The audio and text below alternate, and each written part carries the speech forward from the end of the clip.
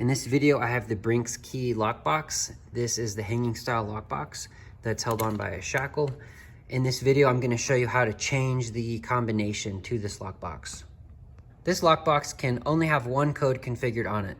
There's only a primary single code. There's no secondary or backup codes. So make sure you select a code that you're going to remember and keep that code in a safe place, because there's no way to get into the box unless you have that code. When the lock is brand new, it will be 0000, and you will open by grabbing the sides and pinching and pulling towards you. And that's going to reveal the inside of the lock. So up here is how the shackle is connected. And over here on the side is where your reset lever is. There are two positions that your reset lever can be in, and it is the active position here, and then you have the reset position like that. So I've slid my reset lever over, so now at this point I can change my combination. So for the sake of this video, I will make it all ones. Go back to your reset lever and you need to pinch it back.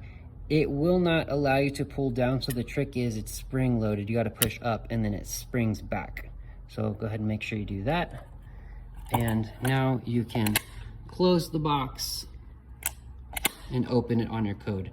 Notice that if I change it back to my previous code, 0000, it does not open.